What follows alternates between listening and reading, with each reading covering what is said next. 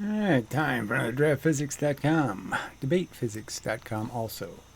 Video presentation. So this should be the third video in a group of videos demonstrating that, yes, the science of physics is just a religion because they've made egregious, silly errors.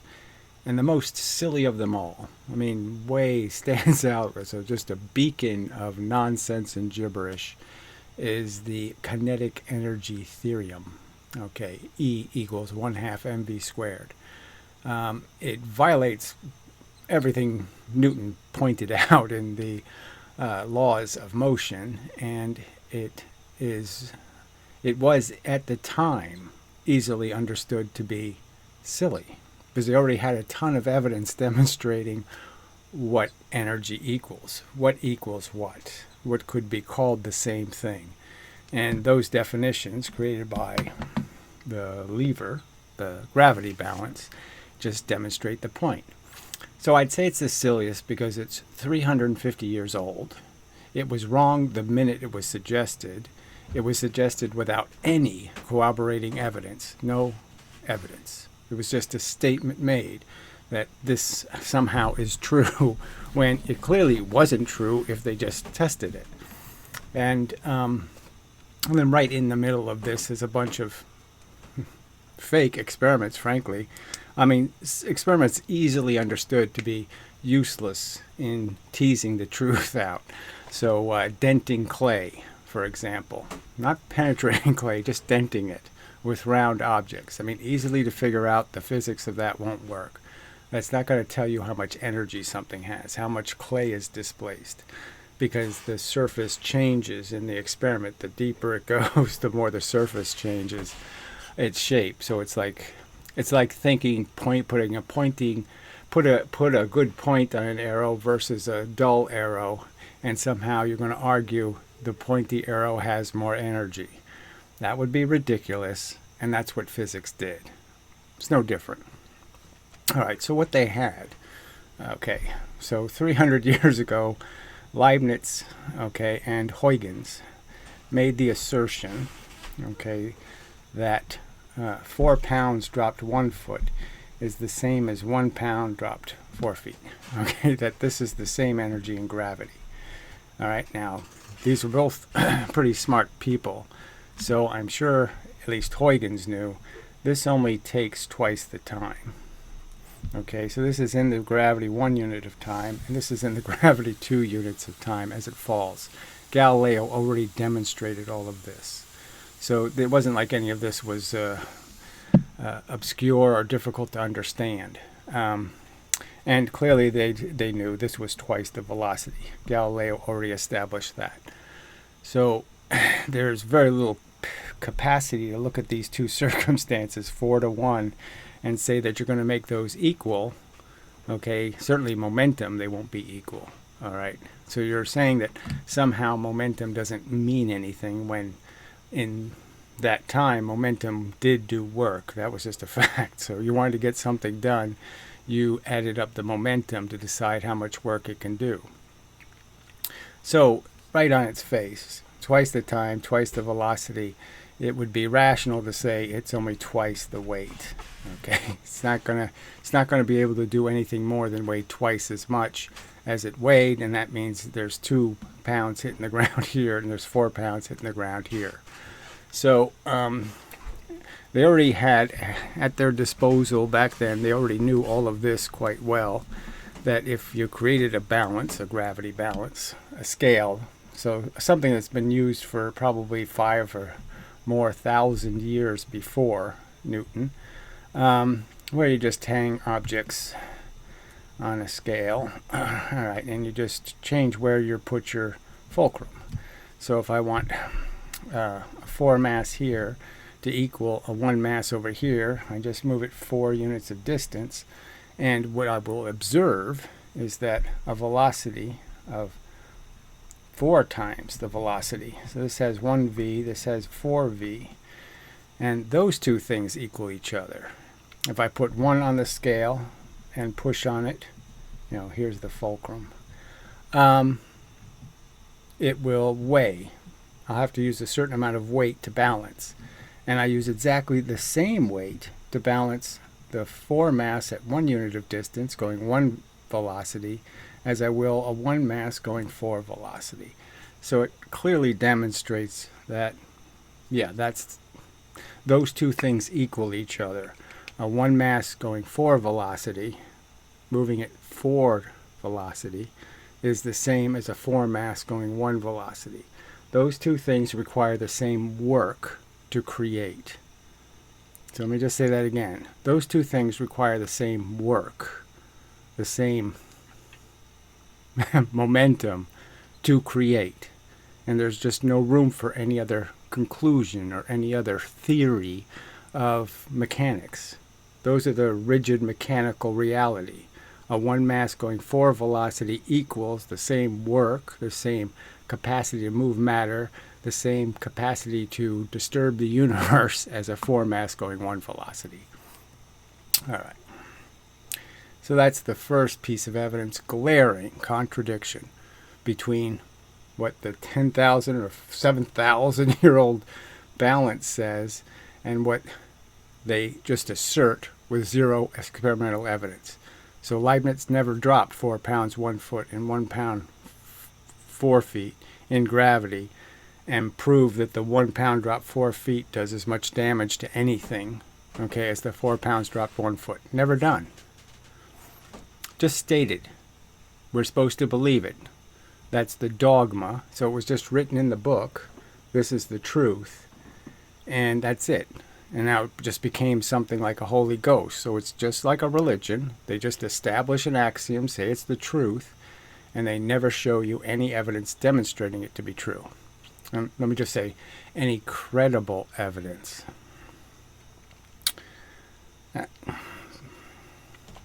I should point out that gears are essentially just levers, and they point out the same truth, that if I was to make a geared device, okay, and throw things with that geared device by applying an energy on one side and throwing objects, okay, that the same truth will hold. That if I take a 4 pound, okay, and a 1 pound, I will get 4 times the velocity, okay, in terms of the 1 pound will travel, because it's exactly the same rules. I mean, there's no difference. So gears conserve momentum. They don't conserve kinetic energy. They conserve momentum. And this goes for, you can also make the same argument for a screw, in the sense that, Newton pointed out, okay, that twice the force is twice the velocity. 3 times the force is 3 times the velocity. And that's all you're going to get. I can't spin the screw twice as fast and force stuff to come out 4x the power or energy or anything like that. All I can make it do is go twice as fast, and twice as fast is just twice as fast. It does twice as much damage. It's twice as much work to make it go twice as fast. Twice the fuel, twice the work. That's the way it works. You don't put in twice the fuel and get 4 times the work. We don't turbines on making electricity. We don't make them small and have them spin very fast so we can capitalize on some notion that the faster it spins or the faster it moves, that somehow it makes 4 times or 9 times or 16 times or 25 times the energy. It doesn't. Kinetic energy says, okay, that it takes 25 times the fuel to move something 5 times as fast. And you haven't seen that happen in your car or anything else, a drill, anything. There's nothing that requires 25 times the fuel to go 5 times as fast. And nothing going 5 times as fast is going to do 25 times the damage. It's just going to do 5. Momentum always works. Kinetic energy is a fable. It only works when you use the same mass banging into the same mass, because you're making a fake assertion about the energy here, and you have a fake assertion here. And because you didn't change the mass, you can't change the velocity. So obviously you conserve it, but it's a fable. And you can see that in the rocket example. Okay, where there's just no point in arguing that I could calculate the KE of the thrust and get some insanely high number, 2000. Or I could calculate the momentum and get a number like 20. Okay. And then what is the spaceship going to get? What is this MV going to be as a product? And that's all that really matters, is how fast am I going to move that spaceship? Am I going to move it consistent with this much fuel or with this much? And the absolute fact is, this is Newton's third law all over the place. Okay, so again, they already had a third law. They already had a statement basically saying this has got to be nonsense. Okay, it can't mean anything because we already know that this momentum, the amount of mass, the amount of mv going this way will equal the mv going this way. The change in mv here will be the change in mv here if it's already moving. It's just going to be the same. You can't make more mv, and kinetic energy demands it. If I change from big giant heavy mass to a very small mass, I have to lose kinetic energy, a lot of kinetic energy. In the case of the ballistic pendulum, for example, okay, maybe I'll come back to some of these. Well, let's just do the ballistic pendulum. Newton knew this one, right? His simple understanding was that if I had a cannon, okay, and I was going to shoot a cannonball, all right, Newton knew that this mv is going to equal this mv this way. The recoil of the gun is going to be the same energy as what I put into the other object. Those two things have to be equal. Again, that's the third law. All right, kinetic energy says this has 1,000 times more energy. So how could you say, I understand the third law, the third law means something, when you're really going to argue that, no, I can make a very uneven exchange. I can have very little energy go one way. The real example would be something like 2 joules versus 2,000 joules. That's a real bullet gun analogy. Very close to the actual truth. How is that consistent with the third law? It's not consistent. It's nonsense. The absolute truth is they do have the same momentum. If I could make a lever, okay, out of a perfect material, I could literally put a bullet 1,000 times further distance away from the fulcrum as I put the recoiling gun, and the two things are going to balance each other. The forces will be equal. They will apply an equal pressure. And fact. So again, it's just every single piece of evidence points to there's no good reason to believe 1/2 mv squared has anything to do with anything real in the real universe that ever is real. It's never real. So the ballistic pendulum, such a huge giveaway. So we have the bullet. And again, the bullet has 2,000 joules, okay, of energy going in. And how much are we going to collect? 2. So how much energy am I going to... I'm going to have the bullet hit this pendulum, and I'm going to try to my best, do everything I can to try to grab all of the energy going in this direction. And how much do I collect? 1/1000th. So I lose 99.94% of the kinetic energy is unaccounted for. And then they just say, Holy Ghost. They say, oh no, it's all in here. So there's 1,998 joules of energy of heat inside the pendulum. They don't stick a thermometer in there and show us. They don't do this in a Joule tank, right? Joule is famous for inventing a way of measuring energy of objects by converting all of the mechanical energy, all of it, into heat, and then just measuring the heat. So again, this experiment's never been done. They can't make this experiment do better than this every single time, and they'll never collect more than 2. Ever. It's always going to be a little bit less than the momentum being conserved. So they'll never produce ever more momentum, like 3 or 6. Not even that. They can't even get that much out of it. All right, so I mean, just making it obvious. So Joule is famous because he basically made an insulated tank. All right, filled it with water, and then put a paddle in it and stirred the water.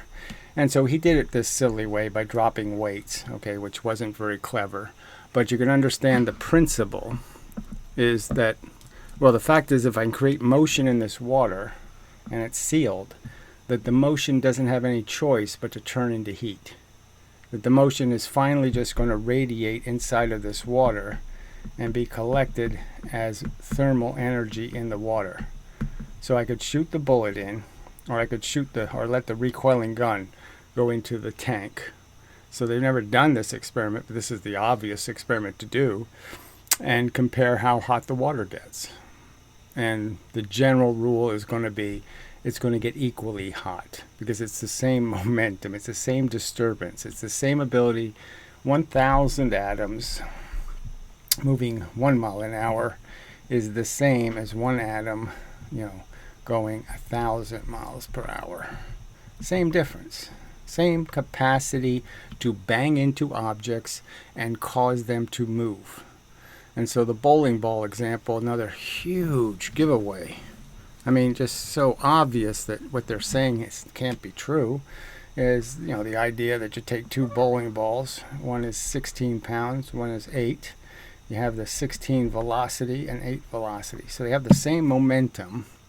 And then you logically say, well, what happens when I roll those into pins? What can they possibly give the pins? This one has 2x the kinetic energy. Will it give the pins any more energy? So if I total up what energy the pins fly off with, the total MV, will it be any higher in either case? And the fact is it won't. It'll be exactly the same MV. The momentum will be the same. Yes, this one will give away more energy. When it hits the first pin, it'll give the first pin, let's say it has a total energy of 100. It'll give the first pin 25. This one will only give the first pin 10. That'll be the difference. One will give away less energy to each pin it hits, and one will give more energy to the pins, but they're going to lose energy much faster. This one's going to lose energy very fast. This one's going to lose less energy on the first hit. And so over time, they'll equal out. The 16-pound ball is going to hit more pins in the end with more energy, and the 8-pound is going to give more energy away to the pins in the beginning. And that's the only difference going to be. They'll have a different slope. To start with, the 8-pound ball is going to give away more energy. And then as it goes down, the two lines are going to cross, and now the 16-pound ball is going to be giving away more energy. That's what's going to happen. It's going to be the same exact momentum, the same amount of pin action. And that's why professional bowlers don't use 8-pound bowling balls. It's because they can't derive any more action in the pins. The total action of the pins will be no different because it's the same amount of mass moving. Clear evidence. All right, another logical example. I mean, these experiments will never be done. Well, who knows? But I could have something with a bunch of little objects in it. Let's just say ball bearings, whatever. And a way of just hitting them, okay, with objects. And the fact is, if I hit them with one object, say going 1,000 miles an hour, okay, let's say 1,000 meters per second or something, and versus hitting them with 1,000, okay, well, let's just make it 100, and then this would be a lot less complicated. So I could have 100 to 1 and 1. The fact is, these aren't going to do 100 times the damage. There's not going to be as 100 times the heat motion in here. There's going to be exactly the same. So if I hit 100 and let them hit and with just one unit of velocity, but it's hitting 100 of these, and then I just have one of them hit one of them, and then it starts spreading its energy across all of them, it's going to be the same net movement. In the end, it's going to be the same amount of movement. There's no other way it can work. It can't work any other way. The motion, if the 100 just stayed and went from this one to this one to this one to this one, it would only be 100 in the system the whole time. So obviously it's going to spread out, and it's going to be 50, and then it's going to be 25, and then it's going to be 10, and then it's going to be 8, and then it's going to be 7, and then it's going to be eventually 1. And it's going to eventually just be 100 things moving with 1.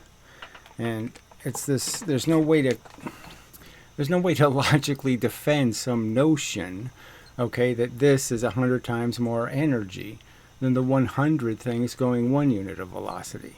It can't be. It can't do 100 times the work. It's only going to do the same amount of work. It's only going to be able to cause the same amount of motion in the universe.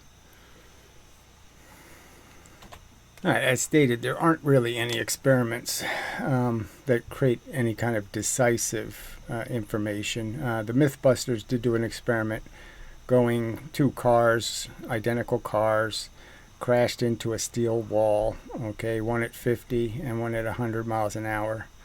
And there was 0 evidence of anything more than just twice the energy. So twice the velocity, twice the energy. That's what the experiment demonstrated. Now it'd be nice if it would have been a, something that would give you, 75 versus 25, because that number means 9 times the damage. It just keeps increasing. So the more you can make this separation smaller and higher velocity, the more insane the numbers get. So theoretically, 10 miles versus 100 miles, you're talking about 100 times the damage.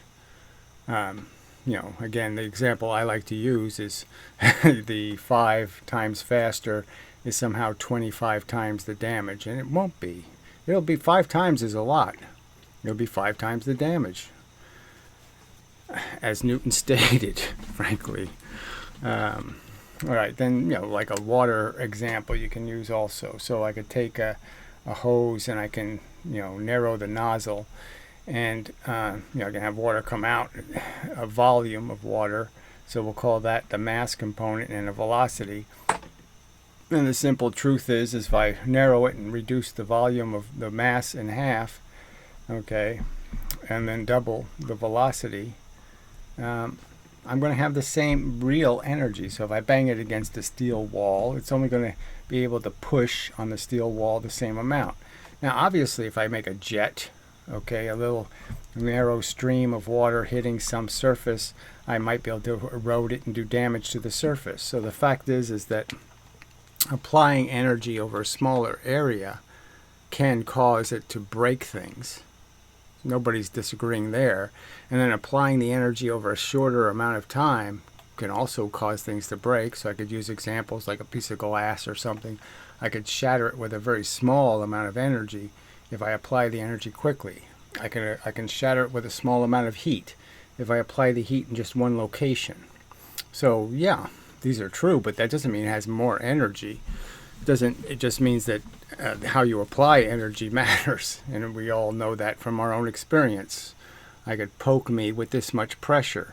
Now if I put all that pressure into a needle, it's going to go right through my skin and penetrate, and no problem. So it doesn't mean there's more energy. Pointed arrows versus dull arrows. Again, are we that? Do I really have to explain how pointing the arrow doesn't make the arrow have more energy?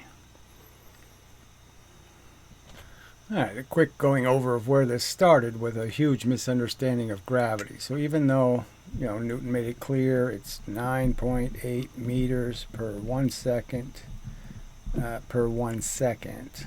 Okay, so it's 9.8 meters of distance in 1 second of velocity, increase in your velocity.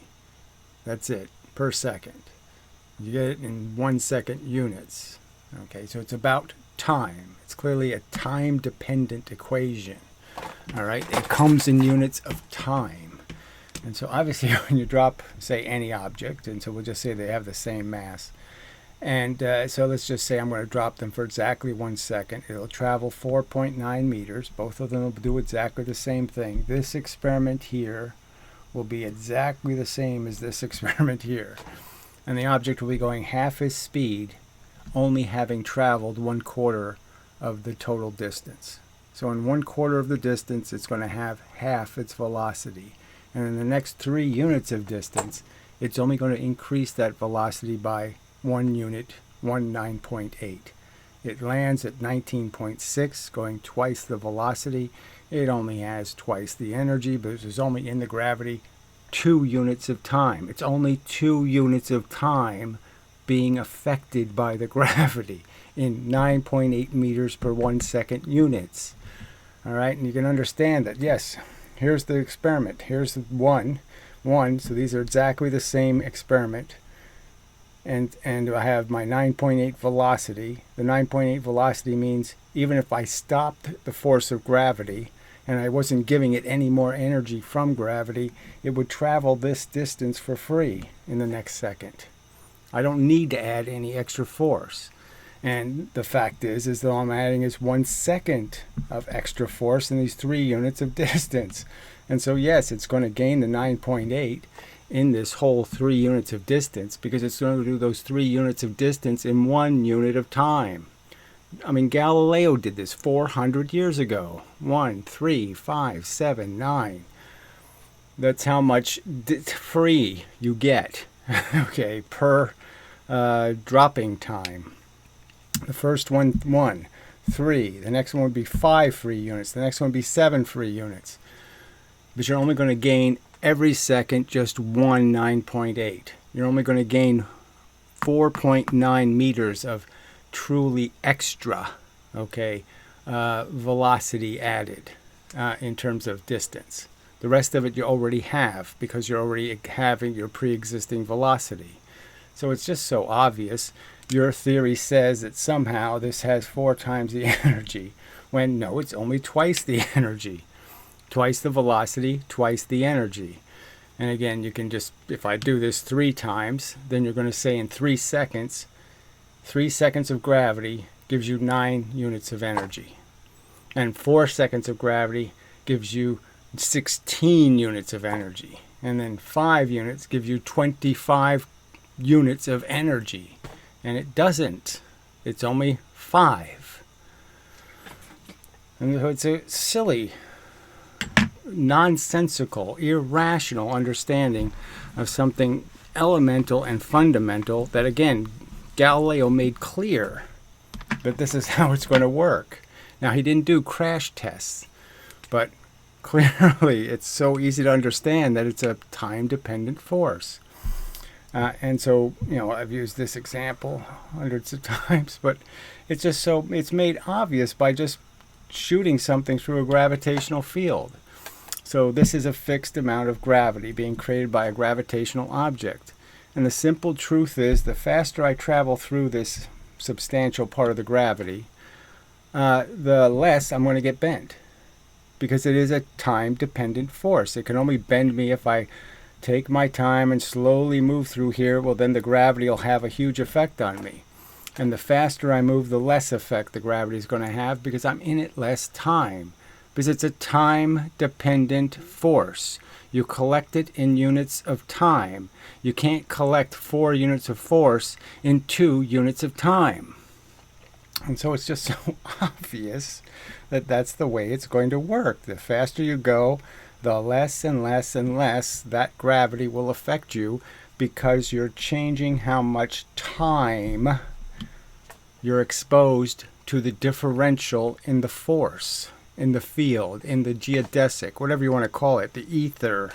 Doesn't matter what you consider it to be, the stream. If this was a stream flowing and you had to go across the stream, the faster you go, the less the stream pushes you downstream. And the slower you go, the more the stream pushes you downstream.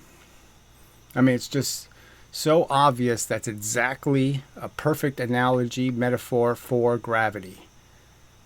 It pushes things. Now we just throw these in because they're there to be thrown in. So ice, you have thin ice. You're going to try to travel across the thin ice. Obviously, the longer you dawdle, the more possibility that you will maximize your weight. That is, you'll weigh your actual weight. So if I go really slow, then each step is going to be my actual weight, because it has enough time to accrue my actual weight. It takes time for my weight to apply itself to a surface.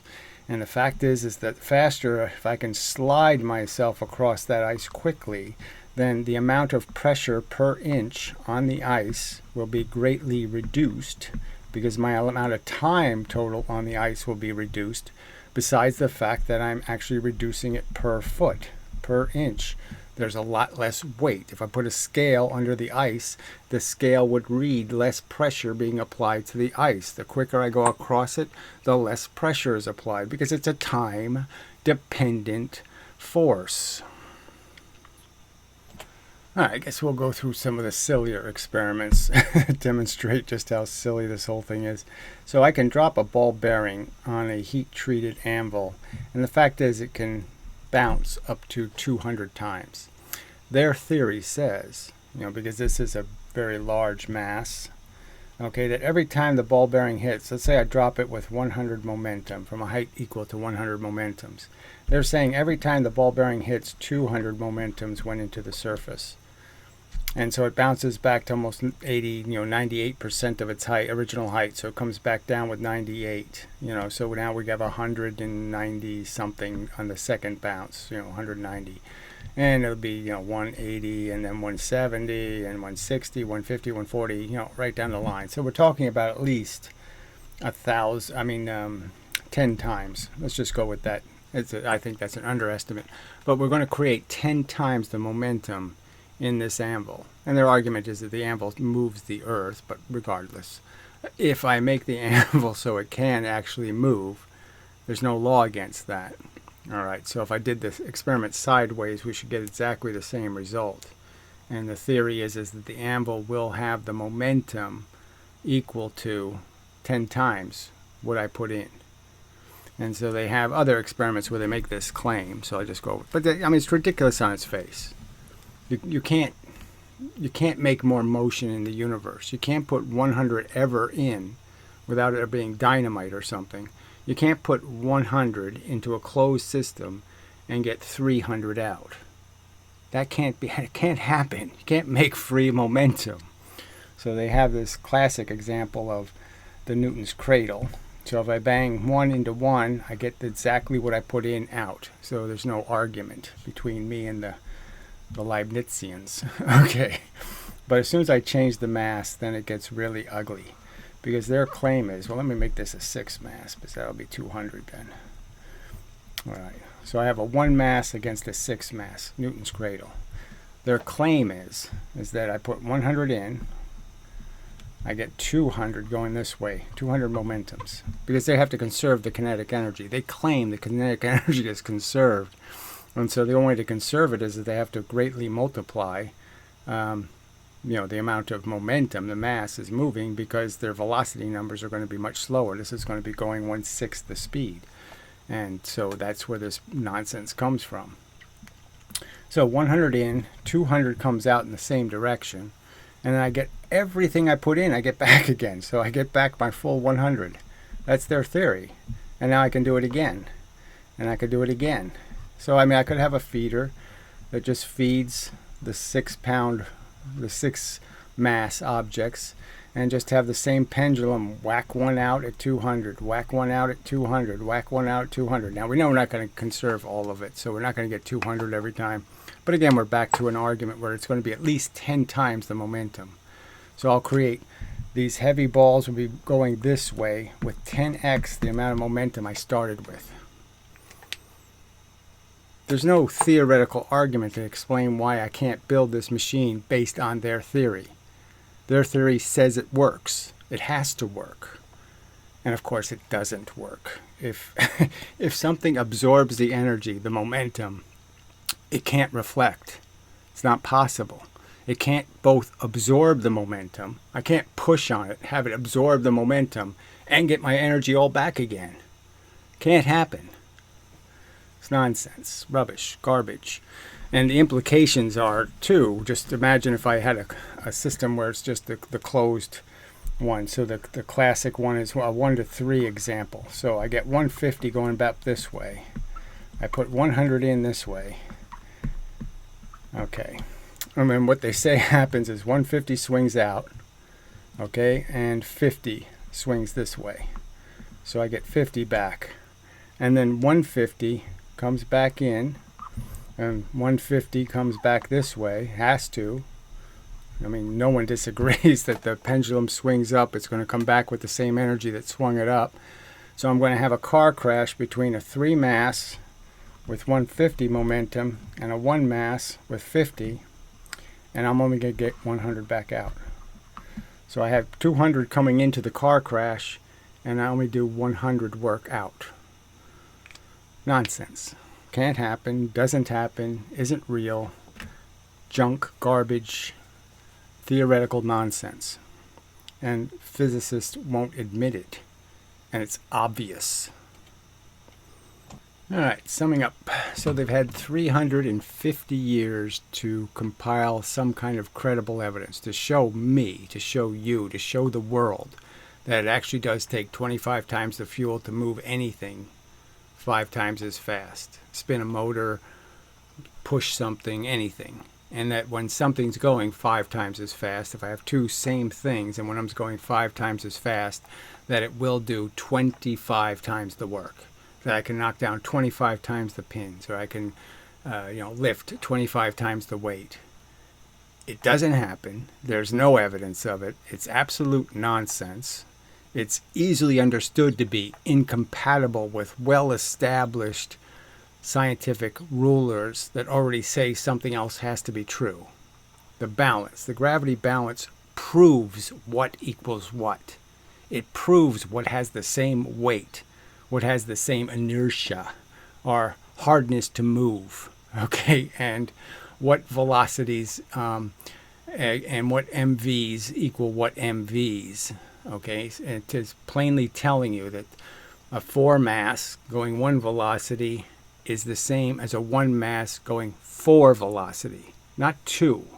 2 won't work on a lever. 2 won't show that it balances. It won't balance. It won't be the same weight. It can't do the same work. So, again, I only needed one piece of this evidence. Once I saw the lever, that was good enough for me. I'm done. I don't need any more evidence. But I've given you all these other examples, and in the context of understanding, they don't have a single piece of credible evidence. They haven't done a single crash. Oh, I didn't do the train analogy. The 5 mass going 10 versus the 10 mass going 5. Simple enough experiment to do. Here you have a 5 mass going 10 velocity, and you're going to have a tug of war with a 10 mass going 5 velocity. Their theory says this has twice as much energy. Well, 2x here. That's what they say. This one has twice as much energy. That somehow it should decisively, not a little bit win, it should win overwhelmingly. It has twice as much energy as their theory. I think you know from just common sense that there's no way. It's going to be a tie. Okay? And their argument is that if I wanted to create something that has the same power as this 5 mass going 10, I have to create a 20 mass going 5. I mean, it's insipid. A 20 mass going 5 is going to wipe out the 5 mass going 10. It's not even going to be. It's not going to be close. So this shouldn't even be an argument. But the fact that they haven't done a single one of these experiments, they haven't done it. So simple. They haven't done it. They haven't dropped 4 pounds 1 foot, 1 pound, drop 4 feet, and just measure how much weight they produce, how much impact they can create. They haven't done any of the experiments. None. In any kind of credible manner. And you believe. You're certain it's right. You're just saying, I'm a dupe and a fool. I'll believe anything a scientist says, okay, even if it's flat earth stupid. And this is a flat earth stupid formula. This formula is just plain stupid, okay? It's not anything else. It's stupid. There's no reason for you to think velocity squared could mean something. There's no reason for you to think so. What is a square of velocity? For fuck's sake. Right there, it should be a huge giveaway. What? How can I square a velocity? It's a line. It's a vector. There's no such thing as a squared vector. Anyway. Okay, so anyway, there's nothing else I can say. Okay, so this will be probably one of the last videos I'll make on the subject. Clearly, science won't account for it. I've offered thousands of dollars to get an accounting, and I can't get one. I can't get anybody to make some sort of rational statement explaining where the evidence is. Show me. They can't show you. Okay, they're never going to show you car crashes. They're never going to show you anything that's real. They're not going to show you landing on the moon, for example.